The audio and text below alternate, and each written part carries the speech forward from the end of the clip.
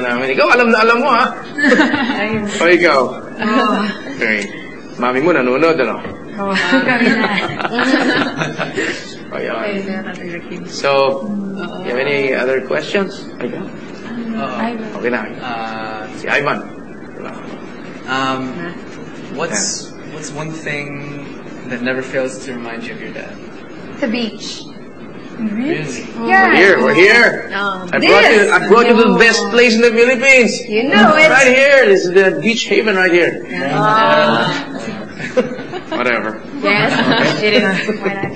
Yeah, it's probably the beach. At 8 years old, he taught me how to ride jet skis, and we would race.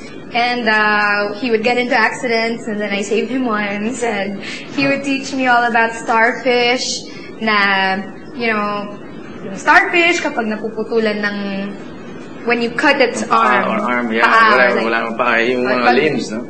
Like, because say there's 5 rays, and then he cuts one, it just takes time for it to grow back. Like, it has to stay in the water. Did you know that? Starfish? So it grows back. It may not be perfect when it grows back, but it'll grow back. It'll grow back. Bring it back. He has to go home. You have to put it in the water. Yeah. So, you know, he teach me all this stuff about the ocean, and yun na nga, parang I'm a scuba diver now, and every time I would miss him, all those years, bumabalik ako sa beach. Kaya sobrang love na love ko talaga yung beach.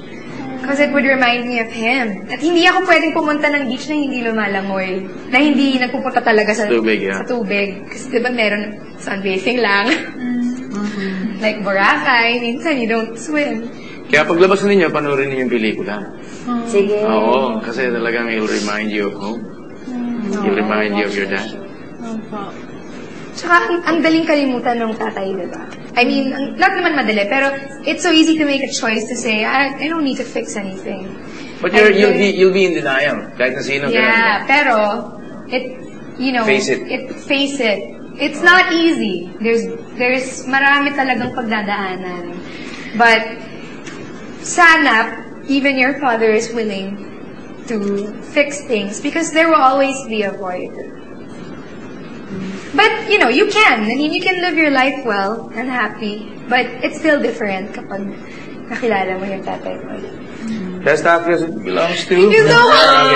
Now, next question. Ano po, ngayon po, ano yung pinaka-ayaw niyo or pinaka-takutan niyo na mangyari sa anak niyo? Ano pangalan mo? Devon. Devon. Tama? Opo. Pero parang hindi ka naman, mukhang angel ka naman. Hindi ka naman Devon. Wow! So,